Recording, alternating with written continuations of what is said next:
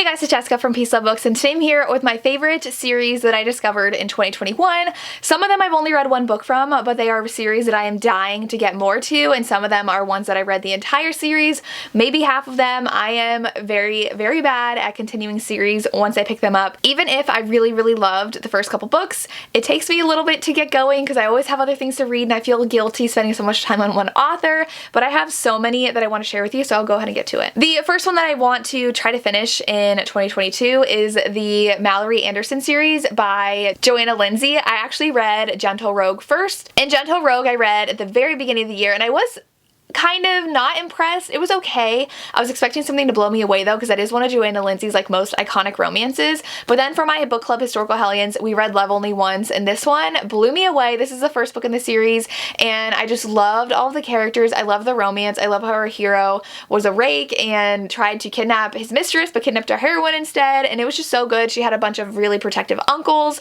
and they all get their own books, and so I am so excited to continue on. I loved book one, and it makes me appreciate book three more because of the characters, and it's just a reminder again, I need to begin reading series in order and stop picking them up out of order because I always do that, but I was definitely excited to have started this series this year. Another series is the Sinful Wallflower series by Stacy Reed. Book three comes out at the very end of this year, and I'm definitely running to Barnes & Noble and buying it. I'm probably gonna see maybe tomorrow. I'm filming this on the 22nd, and I'm gonna see if it's out early, so I'm gonna go to my Barnes & Noble soon and see if it's out because I was denied an e-arc from the publisher, so I have to wait until it comes out, which is fine, but I read these two this year.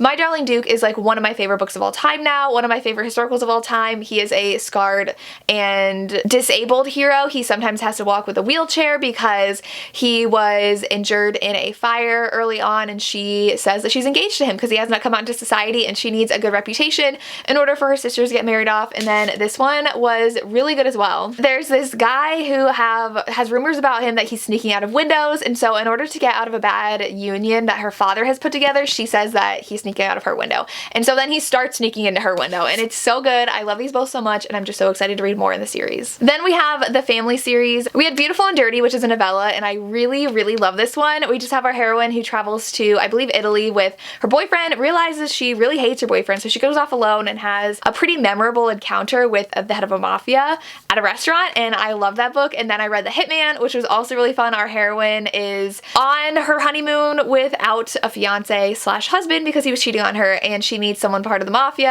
and they go on the run together, and it's so much fun. I really love this series. I'm excited to read more. I just love Katrina Jackson so much, so I love her romantic suspense kind of things. This one was great. Then I discovered The Bridge Kingdom by Danielle Jensen. This one is a fantasy series, and book three is out, but it's out exclusively through Audible, and I don't pay Audible for subscription to Audible, you know, their audiobooks, and so I have to wait for that to come out. But this one is such a good hate to love fantasy romance. I really loved it. It's definitely very slow burn, but she was trained as an assassin to kill him when she married him, and they fall for each other. So it's so good. I'm so happy I discovered the series, and I'm dying to read book three. That's already out, but I can't read yet.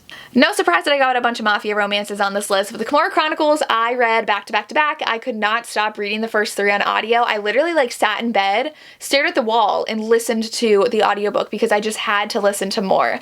I was obsessed. This one's my favorite. It's a nice kidnapping rival mafia's daughter on her wedding day and falling in love, and this even has one of my least favorite tropes, and I loved it so much. It was so good, so angsty. She was feeling so guilty about falling for the rival guy when she was supposed to be loyal to her own family, and it was so good. I have not continued on. I've heard the first three are the best, but I know some people like them later on, but this one I'm so happy I discovered this year. Then we have the Mindf series by S.T. Abbey. I will not stop talking about the series. I read the entirety of the series this year, and it's 5 books. They are novellas, but I like never read that long of a series all in one go, so that's telling you something. And then I had my sister read it, and she really loved it, and it is a serial killer with an FBI profiler, and they don't even like mean to start dating, but they do, and she's killing off men who have wronged her.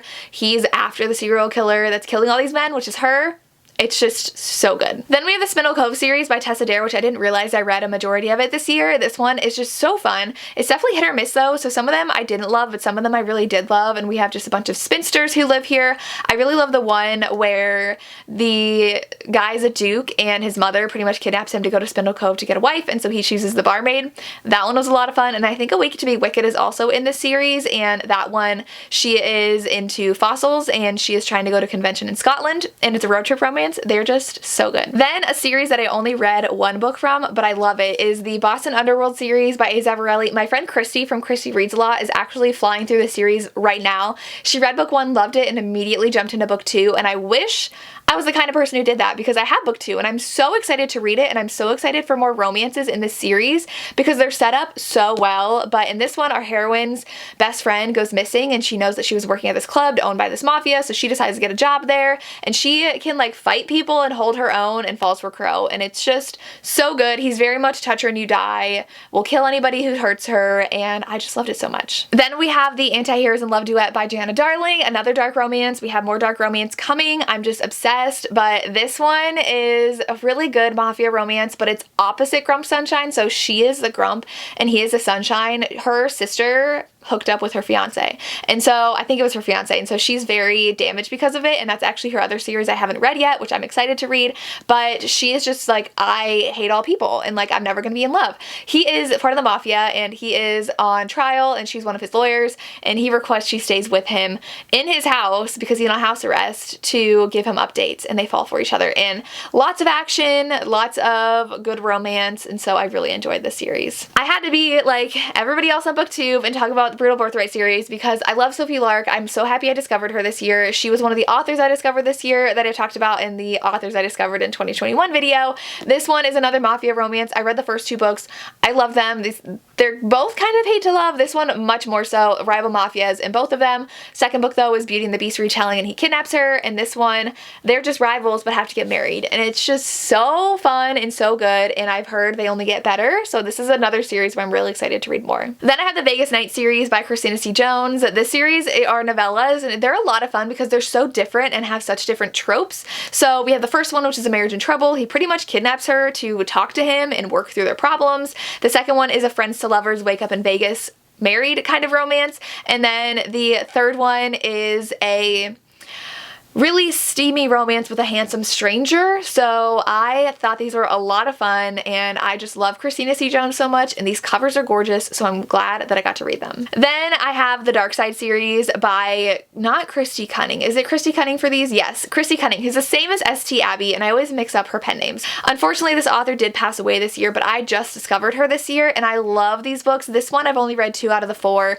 but they are reverse harem fantasy paranormal romances. They are like demon hunters, and she's a ghost, and she is living with them for 2 years, and they don't know, like they can't see her, and she can't communicate with anyone, and then she finally can, and she helps them through different trials, and it's just so good. Then there's the Ward Sister series by Carla Sorensen, but only books 1 and 4. Books 2 and 3 I was not interested in, but I did end up picking up book 2 and not loving it, so I will just stick to the fact that books 1 and 4 are amazing. Book 1, kind of a second chance romance, and she is working with a documentary on new players on the team, and he is a new player on the team of a football team, and her brother is the coach of that team. And then book 4 is kind of culty vibes by Miranda Zapata. She's had a huge crush on this fighter, and he ends up being the owner of the gym she works at, and she's had a crush on him since she was like a teenager, and there's an age gap, and it's so good. Then we have the Scoundrels of St James series, where they are a group of friends who grew up on the streets together, and they are so angsty, and I loved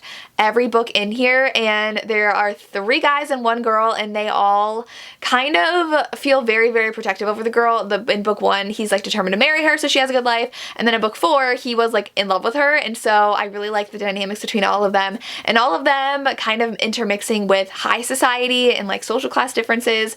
The series is just so good. I love Lorraine Heath. I also have the Hellions of Havisham series, which is another series by Lorraine Heath, where they are all adopted, kind of adopted into this household because their parents died, and one of the boys, his father takes them all in, but he is known as, I think, like the Mad Baron because he lost his wife in childbirth and thinks that he sees her in their house, and we get his novella at the end, and I cried. I cried in a novella. Like, that never happens to me. I was obsessed with this series. It's just so good and so emotional, and you have to read it. And the last series I have to share is the Nashville Neighborhood series, and I read books 1 and 2, and I'm excited to read book 3 because they are all age gap romances. We have a son's girlfriend, so like she dates her ex's dad, and in this one it is her best friend's son, even though they are both at least 20 years old. He's like in his mid-20s and she is older, and they're definitely taboo romances, but I loved the like external conflict in here. Like, there's another plot line going on that I really loved with both of their careers. This one I wish there was more of it in there, but I am really excited to read this one. It is the longest too, so I'm assuming there is more to this plot. Oh, I think this might be polyamorous, but I don't know, reading the back. So I'm very interested to see how this one turns out, but I love this series and I'm so happy that I read it this year. And those are the series that I discovered in 2021 that I am so in love with and obsessed with, and most of them I still have to finish, but I will, I promise. Let me know down below your favorite series that you discovered in 2021. I would love to hear. As always, thank you so much for watching and have a good day. Bye.